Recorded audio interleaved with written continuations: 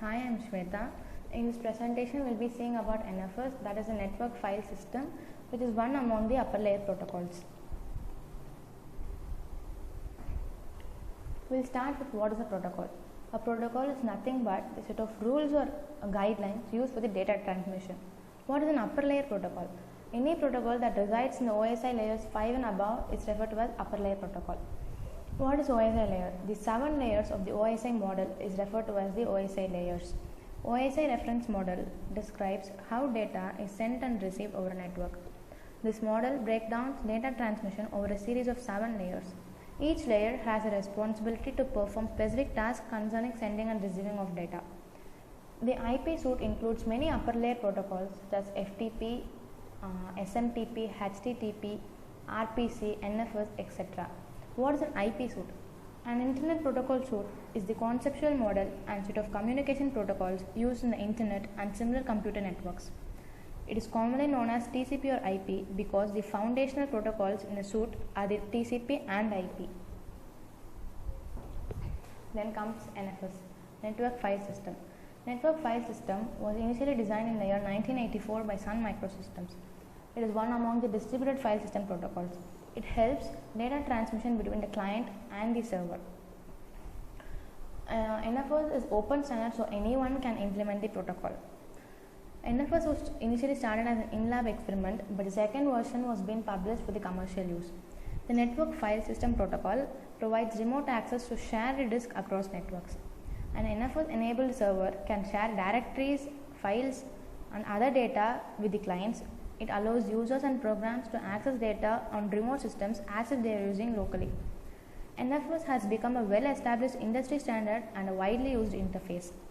It provides important advantages including greater interoperability between the distinct systems, easy data sharing across the clients, multiple user data transmission, and other applications requiring sharing of data. What OSI layer is NFS? As I said before, NFS is one among the upper layer protocol and it is specifically in the application layer. It is the application layer is the topmost layer in the OSI model, and all the versions of the NFS uses TCP for running over an IP network. TCP is nothing but the transmission control protocol, which is a connection oriented protocol. Whereas the version 2 and 3 can use UDP for running over an IP network, that is user datagram protocol, which is a connectionless network connection between the client and the server. But the version 3 and version 4 can run over both TCP and UDP, and it is not specific for one. The most widely accepted NFS version is the NFS version 4, which is similar to the previous versions of NFS in its straightforward design, simplified error recovery, and independence of transport protocols and operating system for file access in heterogeneous networks. Though it is similar in many ways, the main reason why NFS version 4 is popular is that it can run over both TCP and UDP. How does NFS work? As I said before, NFS is for file transmission between the server and the client.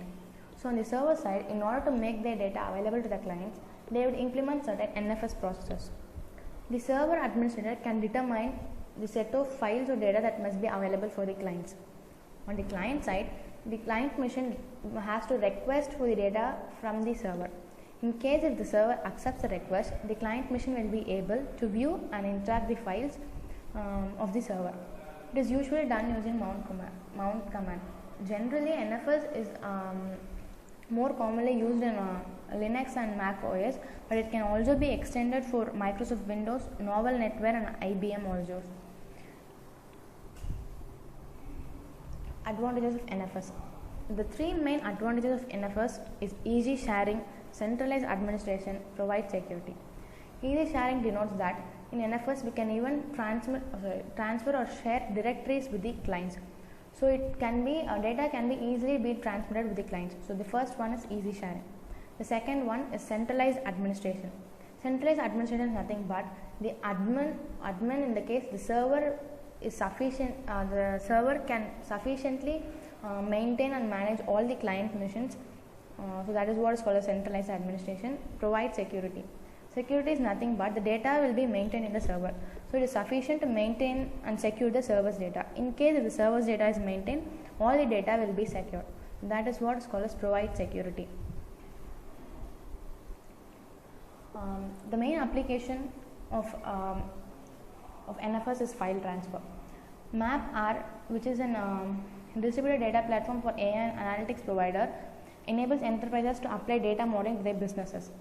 MapR uses this NFS for file transmission between the server and the client. The MapR Converged Data Platform is the only big data platform that provides the full power of NFS.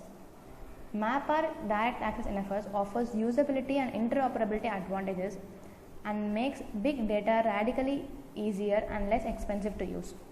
MapR allows files to be modified and overwritten at high speed in real time from remote servers via an NFS mount that enables multiple concurrent reads and writes of any file.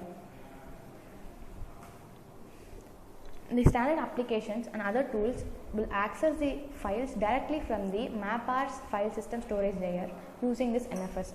All the data will be maintained in the MapR's file system storage. So, the application servers can read or write the data to the MapR clusters. Cluster is nothing but a group of computers, group of systems. To make it more simple, it's a group of computers. MapR cluster storage layer instead of caching the data to a separate network attached storage. That is the main advantage of NFS. So, what is MapR mounting? As I said before, NFS enables MapR enables NFS mount, which enables multiple concurrent reads. So, what is this MapR mounting? Mounting is nothing but the server machine has to connect with the MapR's clusters. So, that is what is called as MapR mounting. We can mount an MapR cluster directly through NFS from a Linux or Mac client. When we use a MapR clusters, applications will read or write directly from the clusters of the MapR. So, the data will all the data will be maintained in the clusters of the MapR. MapR also enables concurrent reads and write.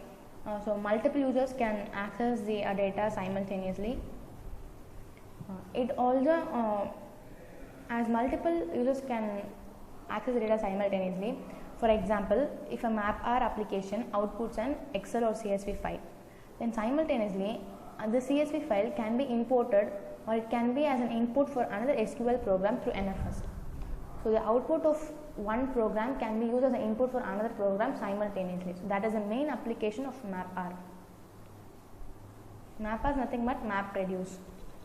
This Spyglass initiative is one important step taken by the MapR. So, this MapR monitoring provides ability to collect, store and view metrics and logs for node services and jobs or application. So, the Spyglass keeps record of all the data of the jobs or the application, nodes, services and provides it keeps a record of all the services provided. So, it can be as a data source for people to collect information. The Spyglass initiative is a multi-release MapR effort with the vision of increasing user and administrator productivity. It takes a comprehensive, open and extensible approach to simplifying big data employments. These are the various applications of the network file system. As I said before, this network file systems can run on both the environments, that is Windows and non-Windows computers. Using the NFS protocol, we can transfer files between computers running in Windows and other non-Windows operating systems such as Linux and Unix. NFS in Windows Server includes server for the NFS and the client for the NFS. A computer running in the Windows Server can use server for the NFS to act as a NFS file server for the other non-Windows client computers. The client for the NFS allows a Windows-based computer running in the Windows Server to access the files stored on a non-Windows NFS server.